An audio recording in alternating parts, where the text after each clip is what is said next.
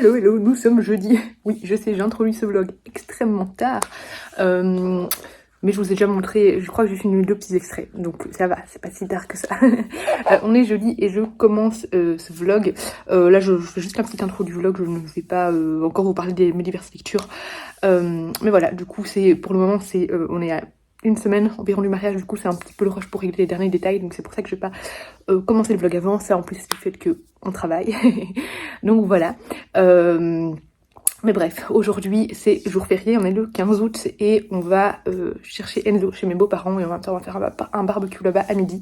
Là je suis en train de sport parce que d'ici 30-40 minutes je vais courir ou faire autre chose, je ne sais pas encore. Ça dépend de la température dehors. S'il fait trop chaud, je vais pas courir. S'il fait encore bon, parce qu'il est quoi, même pas 9h du matin, alors je vais peut-être courir, on verra. Niveau lecture, j'ai commencé mes lectures du challenge Summer Wind de Lalissa. Je vais vous inviter à aller voir son compte Instagram si vous voulez savoir en quoi consiste ce challenge. Là je suis en plein la lecture de L'Engrange-Temps, le tome 2 que j'aime beaucoup. J'ai dépassé la moitié, je vais presque fini, je voulais le finir hier, mais finalement en rentrant on a été trop occupés avec le mariage, puis on a regardé une série à partir de 21h40, donc voilà, donc je n'ai pas lu, mais j'avais lu bien dans le train, etc. Je suis en plein l'audiobook aussi du livre de Neil Gorman et Marie Alino, le truc avec le soleil là, celui qui est orange. Et qu'est-ce que je lis d'autre? J'ai fini un livre dont je dois vous parler qui est en bas et j'ai reçu quelques livres, mais pas grand chose encore, ça va, c'est encore calme. Donc voilà, je vous parlerai un petit peu de mes lectures tantôt. Là, je vais juste introduire le vlog. Est-ce que j'ai d'autres choses à vous dire? Je ne pense pas. Je vais commencer aussi le Mélissa Dacosta que j'ai reçu. Albert Michel, la rentrée littéraire, il l'envoie toujours très tôt, genre fin juin, début juillet. C'est pour ça que j'ai déjà lu les 3 livres que j'ai demandé pour la rentrée littéraire. Il me reste le Mélissa Dacosta à lire, mais comme je savais qu'il allait sortir en audio et que j'adore écouter les Mélissa Dacosta en audio, bah, il est sorti hier en audiobook, donc je l'ai pris. Donc là j'attends de terminer mon audiobook de Neil Gorman et Marie Alino, et puis je commencerai celui-là. Comme ça je pourrai le sortir de ma palle et en même temps l'écouter, enfin en l'écoutant en audio en fait. Je trouve que c'est une belle brique, donc voilà. Voilà, c'était la petite intro du jour. Il va faire atchoum. On est vendredi, je ne vous ai toujours pas pris pour vous parler de mes lectures, ni vous montrer les 2 livres que j'ai reçus cette semaine. Je n'ai toujours, enfin voilà, c'est le week-end et tout ça, mais j'ai du mal à prendre ma caméra parce que je suis vraiment très stressée cette semaine, surtout aujourd'hui là, j'étais très stressée, j'avais vraiment une nausée de stress. Tout ça c'est lié au mariage, à l'organisation du mariage, tout ça. Je sens que le stress commence à monter. Du coup là je retourne courir, hier je allais courir et là je vais retourner courir parce que je sens que c'est vraiment le sport que j'ai besoin pour évacuer le stress et me défouler. Promis, soit ce soir, soit demain, je vous parle des livres que j'ai terminés. Et je vous montre ce que j'ai reçu. Mais je suis partie plein de choses cette semaine, c'est encore assez calme. Donc voilà, j'ai Emily in Paris qui est sortie hier. Du coup forcément on a regardé ça. Et j'ai trop hâte de regarder la suite des épisodes. J'adore Emily in Paris. Je sais que c'est une série un peu, comment on dit, plaisir coupable. mais j'adore, franchement, je trouve ça trop chouette comme série. On est samedi matin, on n'a pas pu faire la grasse matinée ce matin puisqu'il venait livrer le château gonflable qu'on a commandé pour l'anniversaire d'Enzo à 7h40. Donc 7h au lit, 7h debout, pardon. Mais ce n'est pas grave, c'est une heure plus ou moins habituelle quand on a Enzo. Donc globalement, la plupart du temps. C'est juste que là ça faisait 2 semaines qu'on l'avait pas eu parce qu'il est allé, enfin on l'a eu un petit peu en train, mais il est allé une semaine chez mes parents, puis il est allé quelques jours chez mes beaux-parents. Donc on s'était habitué à pouvoir un peu plus dormir. Bref, donc aujourd'hui il a tous ses copains qui viennent à 14h, il fait un peu plus gris que les autres jours, mais normalement il pleuvra pas pendant l'anniversaire, donc tant mieux, ils pourront jouer dehors. Alors niveau lecture, du coup, je devais vous parler de La dernière mort d'Eric Müller, d'Emmanuel Cosso. Je ne sais pas pourquoi, j'avais pensé, en fait je le savais parce que j'avais lu le résumé quand on me l'avait proposé en service presse, mais après je l'ai un peu laissé traîner et du coup j'ai oublié le résumé et du coup en voyant la couverture et le titre je m'attendais à un thriller, mais c'est pas du tout un thriller. Du coup ça m'a surprise, mais d'une bonne manière, puisqu'ici en fait on va suivre une jeune femme qui rêve d'être écrivain, qui est correctrice dans un journal et qui est aussi écrivain fantôme pour des célébrités, etc. Et un jour, dans un train, elle va tomber sur un homme. Et en fait, de fil en aiguille, ils vont travailler ensemble sur un livre. En fait, cet homme a décidé de mourir, a décidé de s'euthanasier parce qu'il est extrêmement malade. Et il veut renouer avec ses filles parce qu'il ne s'entend plus avec ses filles, il ne leur parle plus depuis, enfin elle ne lui parle plus plutôt, depuis la mort de sa femme. Et on va découvrir pourquoi. Et c'était extrêmement touchant comme histoire. Parce que déjà je trouve que c'est assez... c'est abordé d'une jolie manière parce que ici il y a un personnage qui aurait pu être à une certaine époque considéré comme... je vais pas trop en dire, mais voilà, d'une certaine manière. Il faut lire le livre pour savoir de quoi je parle. Et ici, je trouve que c'est abordé avec beaucoup plus de maturité et de féminisme. C'est une très belle, finalement, histoire d'amour qu'on nous conte ici. Une histoire touchante d'une famille qui a été brisée. C'était très beau, j'ai beaucoup aimé ce texte. J'ai aimé aussi l'ouverture d'esprit par rapport à l'euthanasie. Je trouvais que c'était un très chouette roman qui se dévorait tout seul. Et vraiment, j'ai adoré me perdre parmi ces pages.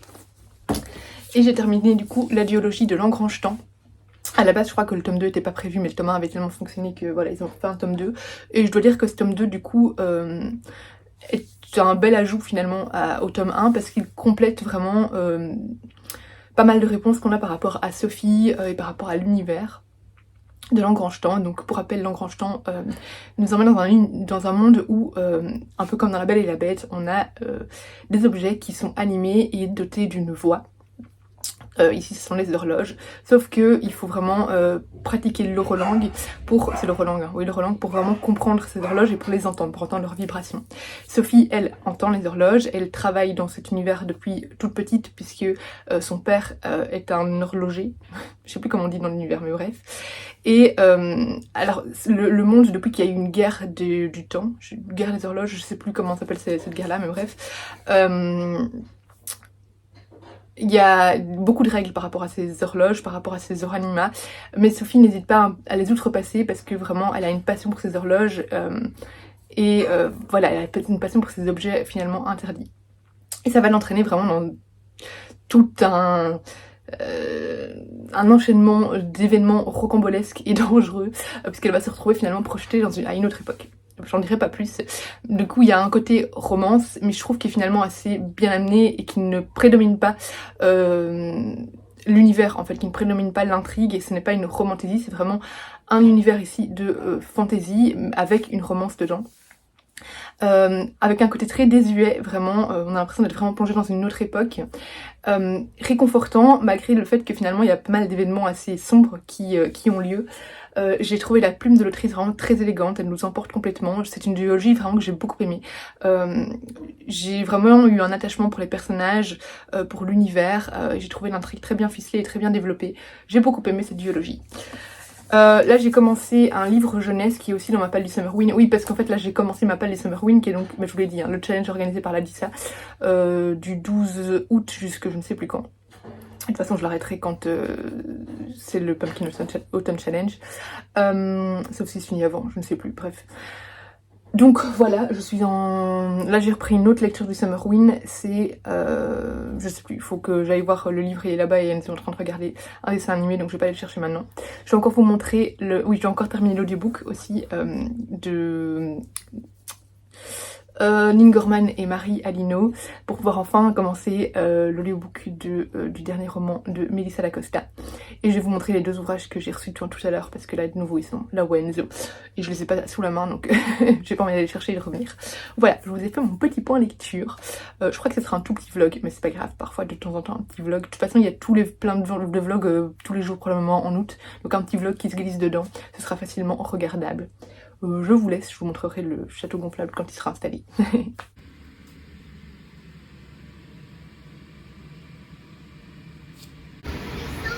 Le ventre du singe? Oui, regarde. Bien avoir tout le temps un château gonflable parce que c'est hyper confortable pour se coucher dedans et lire un livre. Sauf quand il y a des enfants qui tournent autour évidemment. Mais on est bien là-dedans.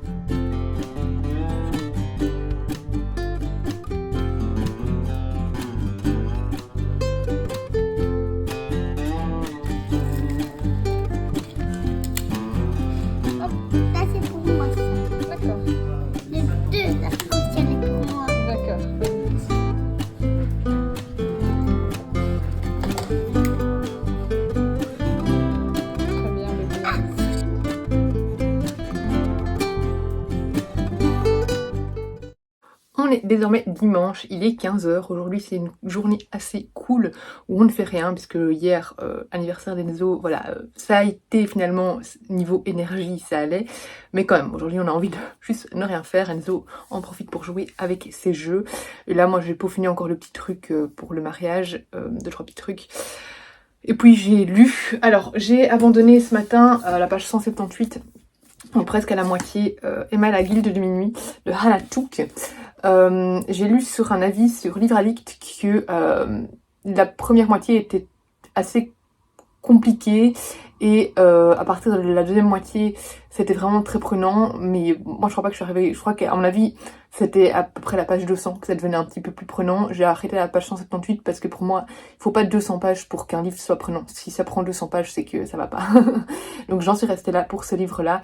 C'est un roman jeunesse qui a du potentiel, qui est bien écrit, qui a une intrigue assez originale, mais je trouve que le rythme est beaucoup trop lent et que on s'y ennuie. En tout cas moi je m'ennuie vraiment.